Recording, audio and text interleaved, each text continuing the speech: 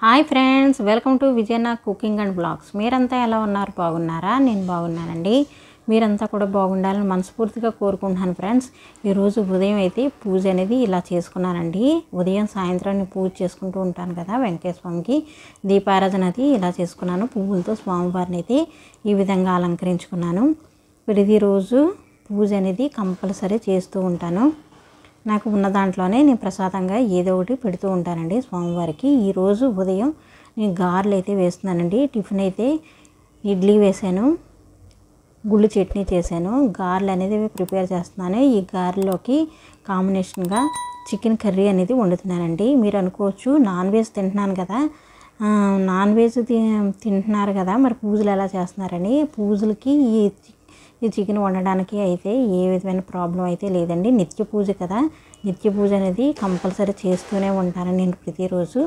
ఇంట్లో వాళ్ళ కోసం నాన్ వెజ్ అనేది నేను వండుతూ ఉంటాను.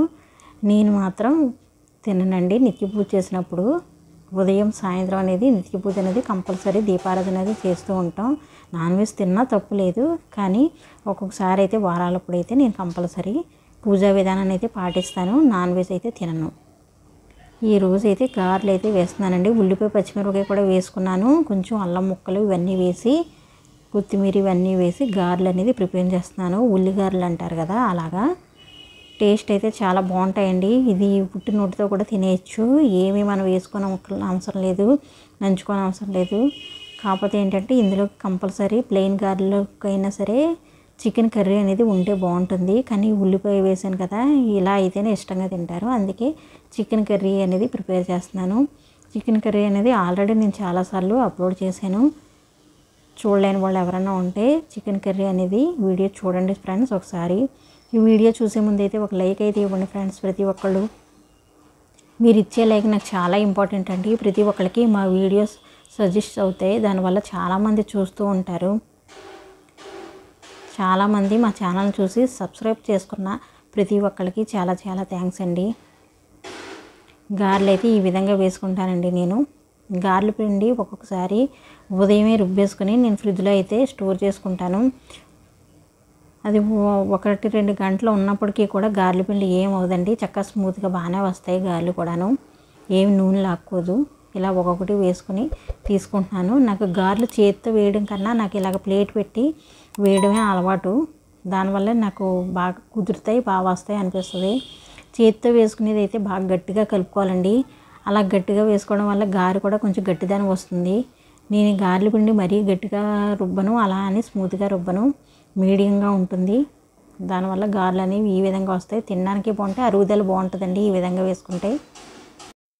నేను పిండి వంటలు ఏమైనా చేసేటప్పుడు కూడా ఆయిల్ అనేది నేను మారుస్తూ ఉంటానండి. ఎందుకంటే కొంచెం ఫ్రెష్గా ఉన్న ఆయిల్తోనే వేస్తూ ఉంటాను. మన ఆయిల్ సరుకు తినేటప్పుడు, అంటే ఆయిల్ ఉపయోగించి తినేది ఏదైనా సరే కొంచెం ఫ్రెష్గా ఉంటేనే మంచిది. లేదంటే గొంతు పట్టడం కొంచెం ఇబ్బంది అవుతుందని ఆ ఆయిల్ని మళ్ళీ 1-2 సార్లు వాడిన తర్వాత మళ్ళీ యూస్ చేయను. అవి కూడా ఏదైనా ఇలా పకోడీలు కానీ, వామ్ బజ్జీలు కానీ అలాంటివి వేసినప్పుడు వాడుతూ ఉంటాను 1-2 సార్లు. ఆయిల్ విషయంలో అయితే కొంచెం జాగ్రత్తగానే ఉంటానండి. ఎందుకంటే మన హెల్త్కి కంపల్సరీ ఆయిల్ ఒకటి, వాటర్ ఒకటి చాలా శ్రద్ధ తీసుకోవాలి. ఇప్పుడున్న రోజుల్లో మనం హెల్త్ కేర్ అనేది తీసుకోకపోతే చాలా కష్టం అండి. మనకు ఉన్నంతలోనే మనం హెల్తీగా తినడం, హెల్తీ రెసిపీస్ వండుకోవడం అనేది చేస్తూ ఉండాలి. మీరు అనుకోవచ్చు, మీరు ఎక్కువగా ఇలాగ ఆయిల్ అన్నీ ఉపయోగించి ఇలా గారెలు అవి వేస్తున్నారు కదా అని. మీకు అప్లోడ్ చేసే వీడియోలన్నీ నేను ఎప్పుడైనా వేసినవేనండి. నేను ప్రతిరోజు అయితే మేము ఇలాగ ఆయిల్ ఫుడ్ అయితే తీసుకోము. ఎక్కువగా ఇడ్లీ, దోశ, లేదంటే ఉప్మా ఇలాంటివే నేను ప్రిపేర్ చేస్తూ ఉంటాను. ఈరోజు లంచ్లోకి తినడానికి మధ్యాహ్నం స్నాక్ కూడా బాగుంటుందని నేను ఈ గారెలని ప్రిపేర్ చేశాను. గారెలు ప్రిపేర్ ఎలా చేస్తారనేది మీకు ఆల్రెడీ ఒక వీడియోలో చెప్పున్నాను కనుక నేను పూర్తిగా దీని గురించి వివరించి చెప్పడం లేదు. గారెలు అయితే ఇలా కంప్లీట్ చేసుకున్నానండి. ఉల్లిగారెలు పచ్చిమిర్చి, జీలకర్ర, అల్లం, కొంచెం కరివేపాకు, కొత్తిమీర వేసి చేసుకుంటే చాలా బాగుంటాయి టేస్ట్ అనేది. ఇప్పుడు కోడి కూర కూడా చేసుకోవడం ఎలా అనేది మీకు ఈ వీడియోలో మీకు చూపిస్తాను. ఆల్రెడీ మీకు అప్లోడ్ చేసి ఉన్నాను కనుక ఇది కూడా చూసేయండి.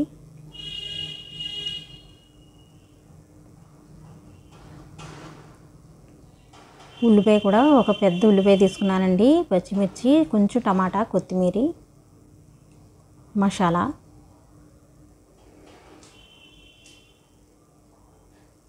కర్రీ కూడా తీసుకున్నాను. ఒక 1/2 కేజీ దగ్గరలో.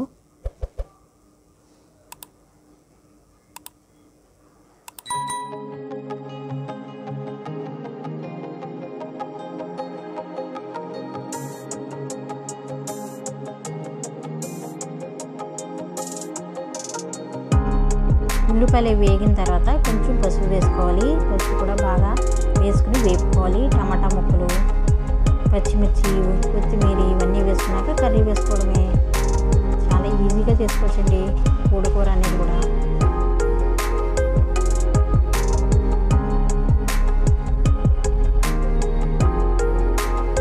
ఇవన్నీ ఇలాగ వేసుకున్న తర్వాత మూత పెట్టుకొని కొంచెం మగ్గించుకున్న తర్వాత మనం కర్రీని ప్రిపేర్ చేసుకోవడమే.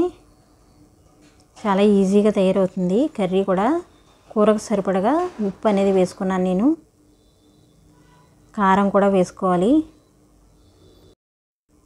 కొంచెం కాశ్మీర్ రెడ్ చిల్లీ పౌడర్ వేసుకుంటున్నానండి. కారం అయితే ఉండదు, లుక్ వైజ్ చాలా బాగుంటుంది. కర్రీ కూడా చూడడానికి చాలా చక్కగా కనపడుతుంది.